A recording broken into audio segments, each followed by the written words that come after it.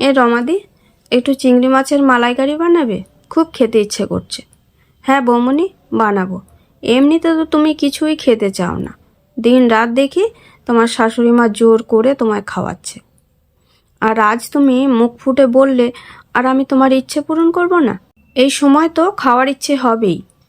অমনি মনীষা, ওদের কাজের মাসি, রমার হাত দুটো ধরে বলে, তুমি খুব ভালো রমাদি।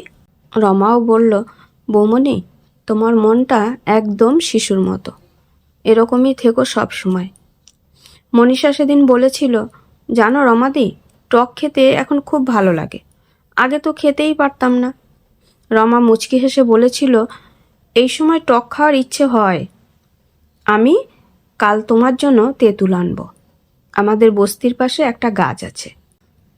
আর তোমার যা খেতে ইচ্ছে হবে শুধু আমায় একবার বলবে, আমি সেটাই করে দেব তোমায়। আমার ঘরে যখন প্রথম আমার মেয়ে শালুক এলো, তখন খিদে দ্বিগুণ বেড়ে গিয়েছিল। মনীষা বলল, তখন তুমিও খেতে এমন? কষ্টের হাসি হেসে রমা বলল, আমাদের মতো গরিবদের আর খাওয়া? খিদের জ্বালায় কলের জল খেয়েছি, ভাতের ফ্যান খেয়েছি, খাবার দেবে কে? আর বাচ্চা পেটে এলে কাজটাও চলে গেল। তখন যে বাড়িতে কাজ করতাম, তারা বলল, পরে এসো। এই অবস্থায় কাজ করতে দেবে না ওরা। এদিকে মাতাল বরটাও ঘরে টাকা রাখতে দিত না। এখন তো তুমি বুদ্ধি করে ব্যাংকে একটা বই করে দিলে বলে 2 টাকা জমাতে পারছি। তখন ঘরে খাবার নেই, টাকা নেই। আমি শুধু ভাবতাম, পেটে যে বাচ্চাটা আছে সে বাঁচবে তো। ভগবানকে দিনরাত ডাকতাম বাচ্চাটা যাতে সুস্থ হয়। সবাই তো তখন বলতো, না খেলে নাকি বাচ্চা কানা খোড়া হয়। আমি তো অত বুঝি না, লেখাপড়াও জানি না, তাই ভীষণ ভয় হতো। একটু খাওয়ার জন্য হাহাকার করতাম। রমা মনীষাদের বাড়ি কাজে এসেছে মাস 6 আগে। এ বাড়িতে লোক বলতে মনীষার শ্বশুর, শাশুড়ি, মনীষা আর ওর বর দীপু। সারাদিন মনীষা আর ওর শাশুড়ি বাড়িতে থাকে। মাঝে মাঝে মনীষা কলেজে যায়, সে এখনও লেখাপড়া করে। আগেও রমা অনেক বাড়িতে কাজ করেছে, কিন্তু এ বাড়ির লোকজন একদম অন্যরকম। শাশুড়ি বৌমার সম্পর্কও একদম আলাদা অন্য সব বাড়ির থেকে। রমা দেখে মনীষার শাশুড়ি কখনো বৌমাকে খাইয়ে দিচ্ছেন, কখনো শাড়ি পরিয়ে দিচ্ছেন, কখনো মাথায় তেল মাখিয়ে দিচ্ছেন। শ্বশুরমশাইও ভীষণ মজার মানুষ। পুরো বাড়িতে সব সময় খুশি আর আনন্দ বিরাজ করে। রমা শুনেছে মনীষা মা মরা মেয়ে, তবে শাশুড়ি মায়ের আদর যত্ন দেখে মনে হয় সে অভাব অনেকটাই পূরণ হয়েছে। রমা প্রথমে বেশ কয়েকবারই কাজ করত, সাথে সাথে এ বাড়িতেও বাসন মাজা আর ঘর মোছার কাজ করত। তারপর একবার ওদের রান্নার মাসি কাজ ছাড়তেই রমা রান্নার কাজ করতে শুরু করলো।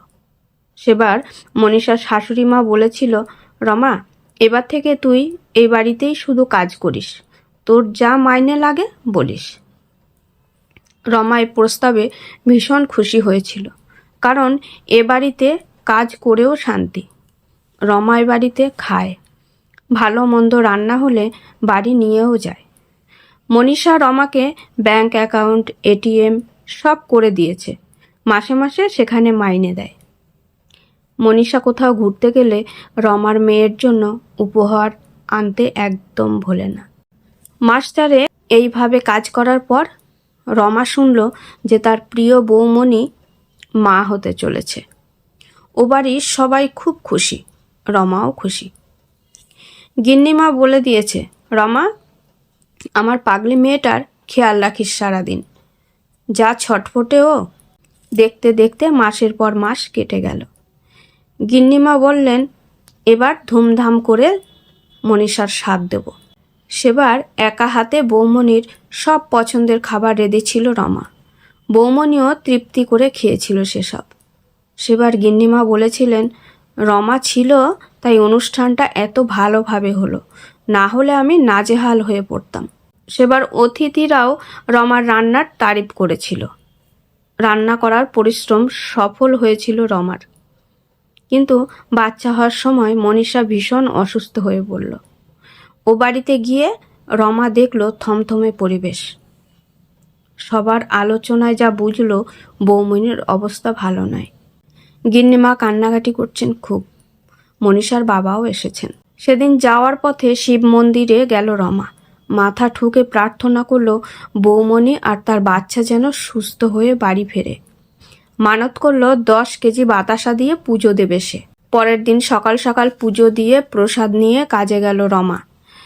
গিয়ে শুনল বৌমনির একটা ছেলে হয়েছে। বৌমনি আগের চেয়ে একটু ভালো আছে। রমা পুজোর ফুল আর প্রসাদ দীপুর হাতে পাঠিয়ে দিল। বৌমনি বাড়ি আসার পর তার আর বাচ্চার খেয়াল রেখেছে সব সময়। রমা পাশে থেকেছে। গিন্নিমা বলেন, তুই আমাদের পরিবারেরই একজন রমা।